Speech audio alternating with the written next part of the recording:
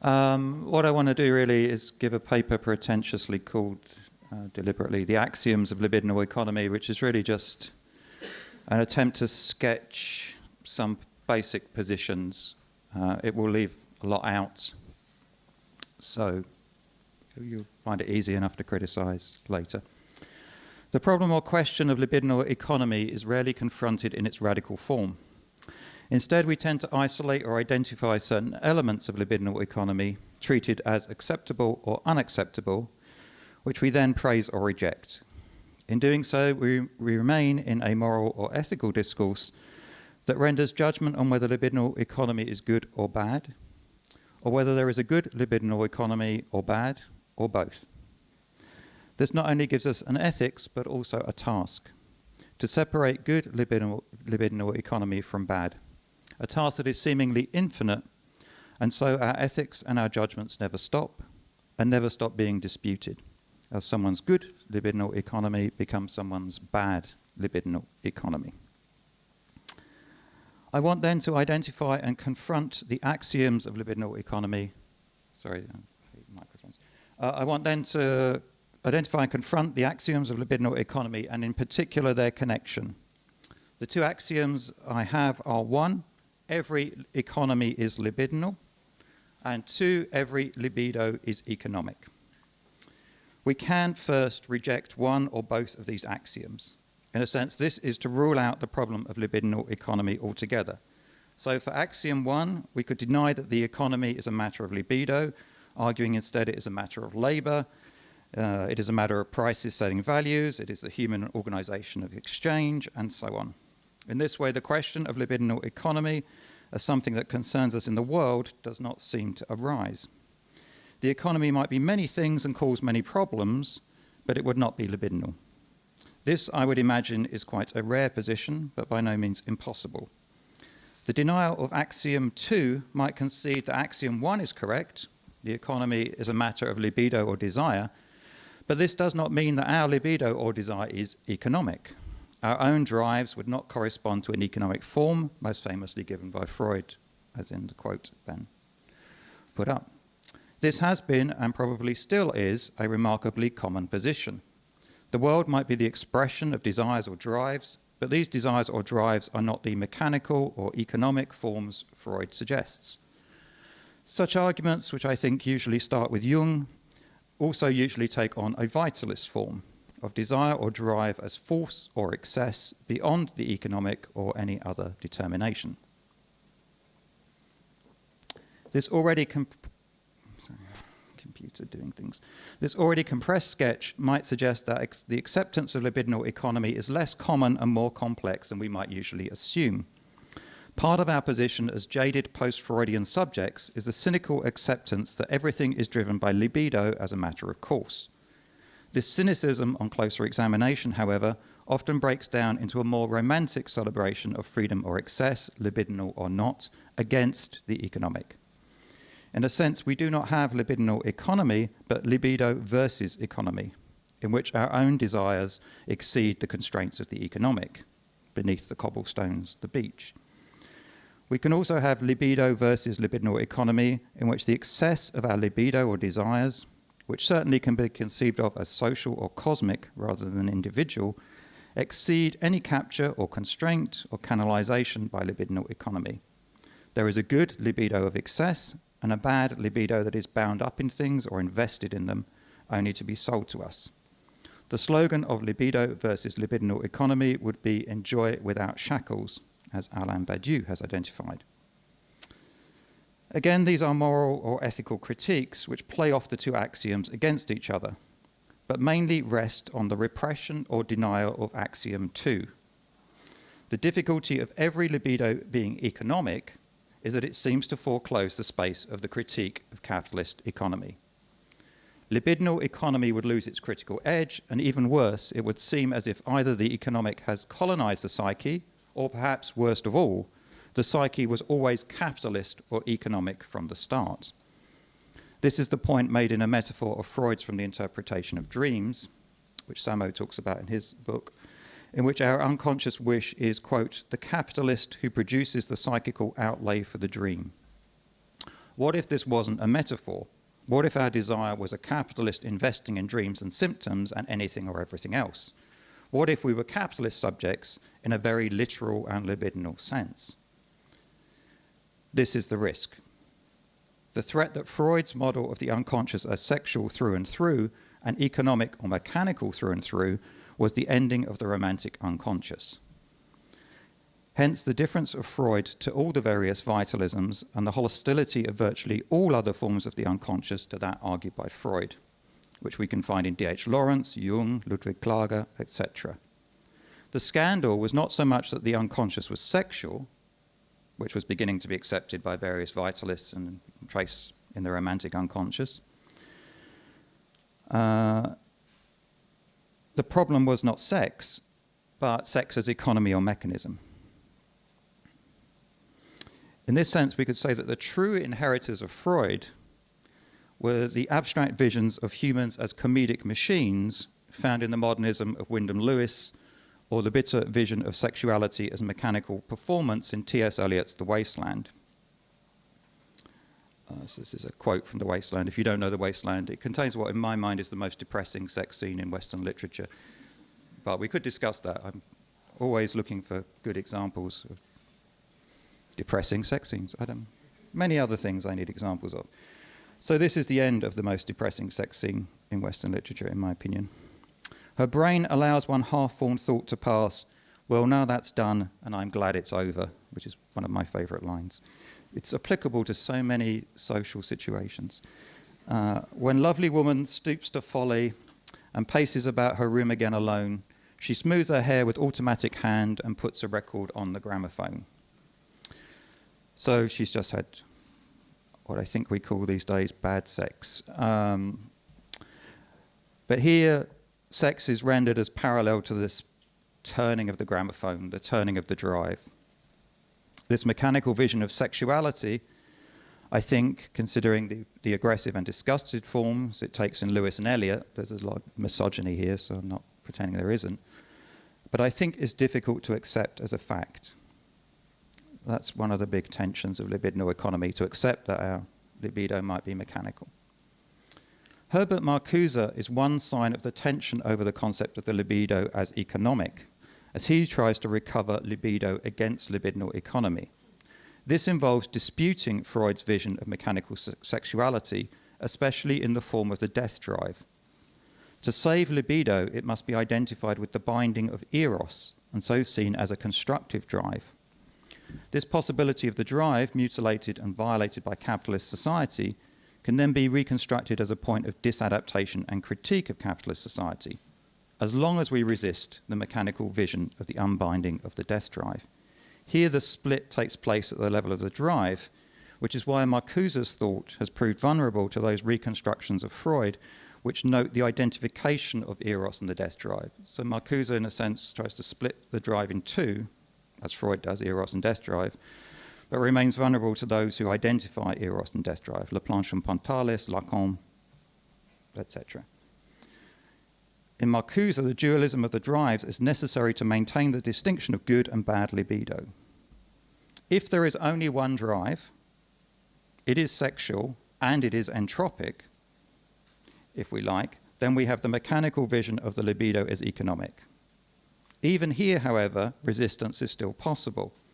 The fusion of the drives can suggest an inversion in which the good lies not on the side of eros, as it did for Marcuse, but on the side of thanatos. It is the unbinding and entropic form of the death drive that promises to undo the economy of libido and the economy as libidinal.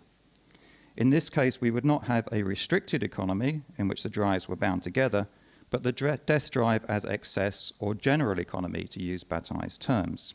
So Georges Bataille would be an example. This is a celebration of the death drive as excess. As I say, you could find it in Bataille, you could argue it's similar in Lee Edelman, and you could also argue, as you can always argue, it's partly present in Zizek and kind of disavowed or denied at the same time. So here, death drive is the good. The difficulty seems to be accepting the melding life and death, and so accepting that libido is economic through and through. So that's the problem with Axiom 2. If this is difficult, so too is the scandal disguised in the acceptance of Axiom 1, the economy is libidinal. I've suggested that this is more easily accepted. The consequences, however, are often deliberately limited. If the economy is libidinal, this does not only mean that the economy expresses our libido, or our wishes and whims, especially our sexual desires. It does not only mean that sex sells. It does not only mean that money is sexy. It means that the economy is fundamentally an exchange of bodies. This is the point made by Sard and again by Pierre Klosowski. Of course, this can still take the form of posing libido against libidinal economy. The perverse desires of bodies would exceed the civilized and discrete forms of the actual economy. Money neutralizes and conceals real desire.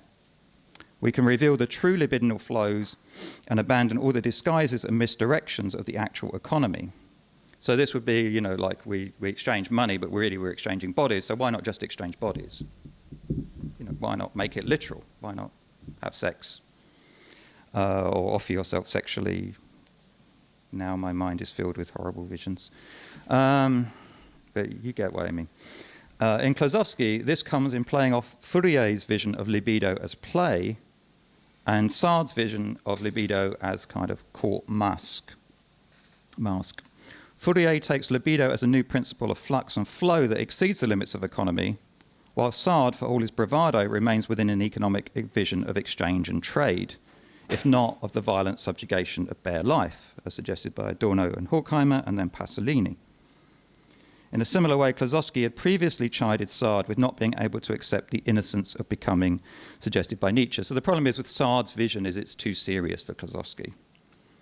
In a sense, Sard remains attached to what he transgresses. And this is this kind of weird paradox that you get in Sard if you read it. He's an atheist who demands that the prostitutes dress up as nuns so they can be violated. I mean, what's the point? If you're an atheist and you don't believe in God, how can you provoke God when you don't believe in him? So you end up in this sort of paradox. Klosowski, who is a heterodox Christian, thinks that the flow of souls found in Nietzsche and Fourier, so they don't care about transgression. It's just pure kind of flux and flow, in which identity disintegrates into an exchange of souls or breaths, which we find in his novel, The Baphomet, if you've read Klosowski's very strange novel, The Baphomet, to be the economy beyond libidinal economy. So this would be a kind of innocence economy. So we still have a good libidinal economy and a bad libidinal economy. What is more difficult to concede is that we just have libidinal economy. In this case, the economy and the libidinal are coterminous. What we buy and sell belongs to bodies or are part objects or part bodies. It is for this reason, among others, that Gilles Deleuze offers such apt descriptions of the psychic landscape of high capitalism. This is, those of you who know me know I don't like Deleuze.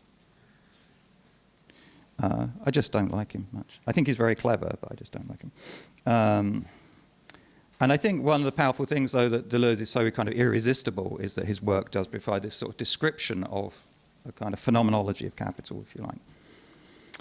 Deleuze plays the part objects against any totalization by suggesting they constitute a multiplicity in Proustian signs, and this later forms the basis of the libidinal description that opens Anti-Oedipus. We live in a world of the part object, or if we prefer what Lacan called lathouses, in which the part object is also a technical object, so these kinds of things.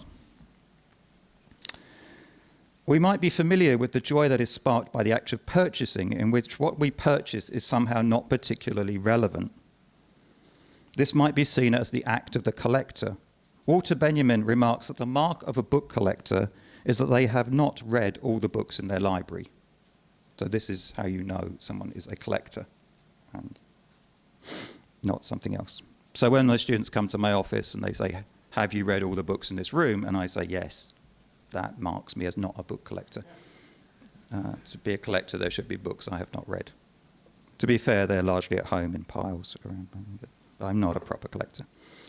Similar instances abound. Music unplayed, games left in shrink, objects of shame. What sparks joy in this case is the purchase and not the object. hence perhaps why we accumulate so many objects that do not spark joy, and yet which we find so hard to get rid of. They are past loves or past lovers, or some kind of libidinal remnant. Accumulated objects are accumulated stale libido. What we can conclude, I think, what I've just been trying to argue, is that we are reluctant to take libidinal economy seriously. And I include myself in this. I'm not making any claim to being better. I find it as difficult as anyone else. It is difficult to think or sustain Axiom 1, every economy is libidinal, or Axiom 2, every libido is economic. And what is perhaps most difficult is the fusion of the two. This is just libidinal economy.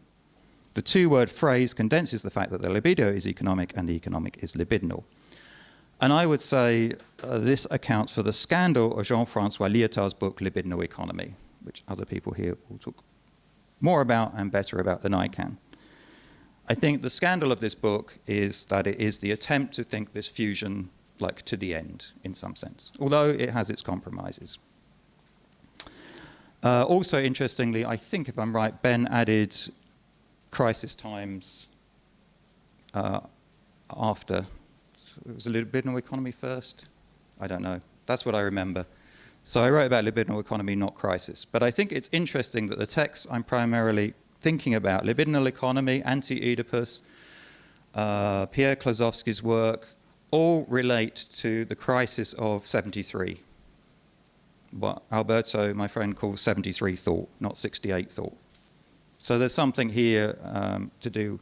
It's like, it's weird. We're all too fashionable to do base superstructure stuff. Base superstructure stuff was reductive, except now we produce the most crunchingly obvious base superstructure mappings because that's what's happened. But the long downturn in capital begins in 73. If you take Robert Brenner's thesis to be accurate, and there's something interesting about these articulations of libido and the libidinal in 73. So, libidinal economy is, I guess people have read it or at least know of it. It's a weird book. Lyotard refers to it later as his evil book, and one written at the cost of agonies of his soul, which I think more probably suggests his religious background and the self-dramatization that surrounds it. Perhaps the only way to write a book called Libidinal Economy is through a hyperbole that desperately tries to fuse the two axioms I have used. It's interesting that we are far from the enumerative passions of Sade and somewhat closer to the transgressive anguish of Georges Bataille, because Lyotard doesn't like Bataille. So it's but it's a lot of anguish around the book. Still, in many ways, Lyotard's book in itself does not matter. What matters is the problem it points to in the fusion of the two axioms to as great an extent as possible. All economics becomes libidinal, not just capitalist economy, but in one of my favorite sections of the book, High Mercantilism, economy as war over silver, a zero-sum game of maximizing exports at the expense of other states becomes another instance of high libido. At the same time, more melodramatically, the psyche is flayed or flattened into pure intensities. This is the famous opening of the book about libidinal skin, which if you've read one part of the book, it's probably that part. It's like reading the opening of Anti-Oedipus, which is similar. The Freudian and later Lacanian tensions over inside and outside, drive and culture, are dissolved into intensities passing over a Mobius band that is both inside and outside. There is no space of neurosis here, something I'm working on at the moment, no space for any anguish in the negotiation of inner space with the world, as in Klein or Winnicott. There is just outside or inside, for that matter, as they become indistinguishable on the band. Although on which the book famously falters, how does this flowing of intensities ever come to appear as the stable entities around us? How does representation take place? How does intensity get neutralized into what Lyotard calls theatre? So you posit this incredible intense libidinal stuff, so how do we end up with the stable stuff around us? How does it ever solidify into all this?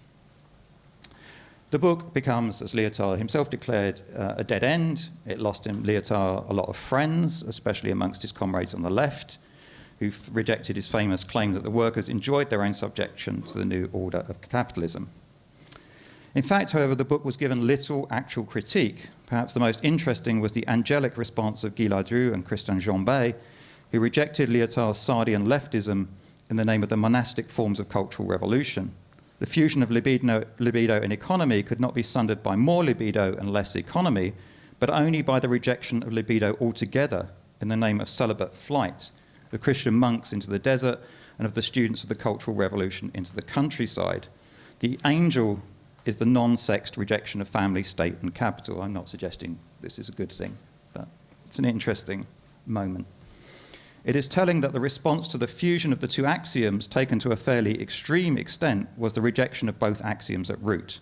The libido and the economy were both denied as categories in favour of a Maoist axiomatic, it is right to rebel. And despite the usual anti-humanism and angelic conception of human existence, then they get stuck, Gelareh and Jean-Francois, in Problems of the Master. So again, they get stuck in how you get out of this. The disorientation of failed revolution, capitalist crisis, and spirals of counter-violence, this is 73, but it might as well be this week, seemed to result, in France at least, in a series of hyperbolic texts that petered out into various restated ethical orientations. The final revenge on libidinal economy, as I've suggested, was to be the ethical. This is not to say that the ethical is simply wrong, but a detached and injunctive ethics, Kantian or Levinasian or whatever, detaches the ethical form from any social formation and testing and replaces it with ethics as fiat.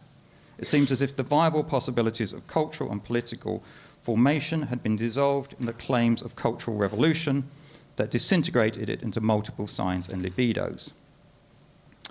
This is also not to tell a story of bad pluralisms and to blame the victims, as the uneven and contested processes of liberation repeatedly and rightly confronted their own limits.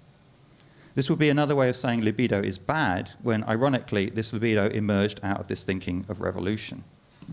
So again, I'm not saying the sort of multiple paths of revolution articulated are bad or somehow neoliberal. Instead, it is to say something like an impasse formed in the very term libidinal economy. This is an impasse that was not surpassed, interrogated, or even integrated, but simply left abandoned by the side of the road. It was another toxic remain of the roadside picnic, and the zone was not to be re-entered. So I'm suggesting we left a problem behind and didn't really come back to it. Now that might seem to be a facile conclusion, considering all the work on the libidinal done since. Foucault stands as an odd testament here. While in many ways trying to put an end to what he called the monarchy of sex, Foucault would license a huge range of cultural and historical inquiries into sex. While Foucault was suspicious of desire and went further and further back in his inquiries into the desiring subject, libidinal economy fractured into a plurality of histories and sexualities. So there's something odd here about Foucault's position, but that's another discussion we could have. This was no doubt right. The scandal of libidinal economy did, however, remain. That scandal lies in the two axioms of libidinal economy and in their fusion. It resurfaces at various points and in strange ways. It can be tracked in the constant attempts to outbid the economy of libido by different forms of libido beyond the economy. It can be tracked in the violent rejections and disgust that form around sexuality. In its negative forms, it can be tracked in the rights to sexuality found in the incel movement, a horrible inversion of sexual liberation in which sex is to be placed at the service of subjugation and rape. I remain unsure whether I'm really suggesting that we confront the fusion and scandal that is libidinal economy. I think perhaps I am, although without the critical or social tools myself. In fact, as I well know, and that's partly why I'm here, I know there's much work being done on this in all forms which I want to hear about, more than I can know or take measure of. In a sense, it all takes place on a daily basis as humans come to terms with their libido as economic and with the economic as libidinal. The various constraints of my own position, age, sexuality, geographic isolation, religion, upbringing, can give an unwanted, romantic, or anguished hue to what I'm saying. This is a long way of saying it's my problem, not necessarily yours. The cultures in which we form and reform our ethical experiences and our experiences of libido continue towards freedom even as they encounter impasses. Libidinal economy should not, I think, be ontologized as the bedrock of a disaster we cannot evade. If it is, then we would fail to think freedom or liberation and be back with denunciations of libido. But that said, I've tried to sketch the axiomatic as a problem without evasion, or with as little evasion as possible. So that's what I just want to finish on. I'm trying to sketch the problem in a sense to hopefully get other people to do the answering of the problem for me, which will be the other papers of the conference.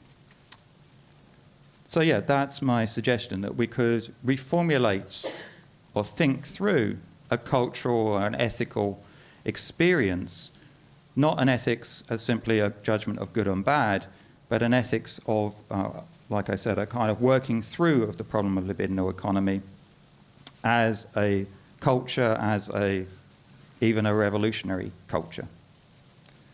I come in under 30 minutes, so I am happy. Thank you all very much.